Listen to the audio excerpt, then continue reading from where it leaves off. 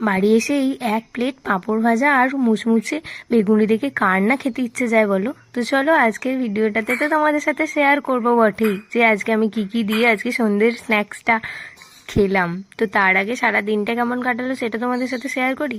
Hi everyone, আমি নন্দিতা, তোমাদের সাথে ছোট্ট একটা মিনি ব্লগ নিয়ে চলে এসেছি।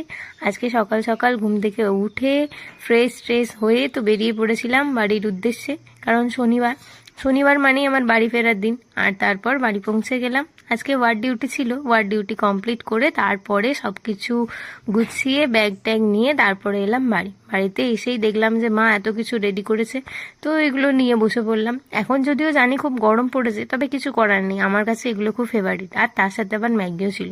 আসলে সারা সপ্তাহটা কি খাই না খাই সেগুলো নিয়ে মা প্রচণ্ড পরিমাণে টেনশন করে, কিন্তু তার পরের দিন সকালবেলা এই যে টক্সিক জিনিসপত্রগুলো খেলাম সেগুলোও যাতে একটুখানি ভালো কাজও হয়, তার জন্য আমি এখন সকালবেলা গ্রিন টি নিয়ে বসে পড়েছি। ওই আর কি ম্যানেজ দেওয়ার চেষ্টা করছি। জানি এইগুলো খাওয়া খুবই খারাপ, গ্রিন টি খেলে কি আর ওগুলো মিটে যায় না, তবে একদিন আর কি আর হবে বলো, বাড়িতে এসে একদিন তো খেতেই ইচ্ছে যায়।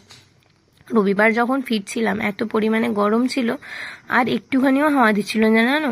আর ট্রেনটা তো দাঁড়িয়েই ছিল বেশ অনেকক্ষণ ধরে, আধ ঘন্টা ধরে দাঁড়িয়ে ফাইনালি কতক্ষণ পরে রামরাজাতলা এসে পৌঁছলাম। রামরাজাতলা থেকে তো আরও পরিমাণে লেট করছিল, তো আমি তো জানলার দিকে তাকিয়ে এইভাবেই ভাবছিলাম যে কখন একটু হাওয়া দেবে। তো ফাইনালি যখন একটু হাওয়া পেলাম, মন প্রাণ পুরো জুড়িয়ে গেল।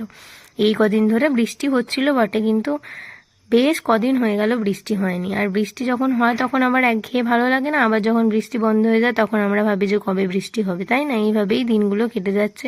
আর তোমাদেরকে বললাম যে আধ ঘন্টা পরে আমি রামরাজাতলা এসে পৌঁছলাম। যে রাস্তাটা 20 মিনিটেই আসা যায়, এতক্ষণ কেন যে টাইম লাগায় জানি না। তারপর ফাইনালি উলুবেড়িয়া পৌঁছলাম। আর এত সুষ্ঠুভাবে সবকিছু হয়ে যাবে ভাবলে কি করে। দাঁড়াও, যখন নেমে আমি ওভারব্রিজে উঠতে যাচ্ছি তখন গেল আমার জুতোটা ছিঁড়ে। ব্যাস, আর কি করব, এত ভারী ব্যাগগুলো নিয়ে ফাইনালি একটা জুতো সারানোর কাকুকে দেখতে পেয়েছি, এখন এখানে জুতোটা সারিয়ে নিচ্ছি। আর জুতো সারানোর সাথে সাথে ভাবলাম যে ব্যাগের চেনগুলোর অবস্থাও প্রচণ্ড পরিমাণে খারাপ, তো সেইগুলোও এখন ভালোভাবে আমি একটু সারিয়ে নেওয়া যাক। তো এগুলোকে সারিয়ে ফাইনালি মেসে এসে পৌঁছলাম। আর আজকের ভিডিওটা এখানে এন্ড করছি। যদি তোমাদের ভিডিওটা দেখে একটু ভালো লেগে থাকে অবশ্যই কমেন্ট করে জানিও, আর লাইক করো, শেয়ার করো, সাবস্ক্রাইব করো।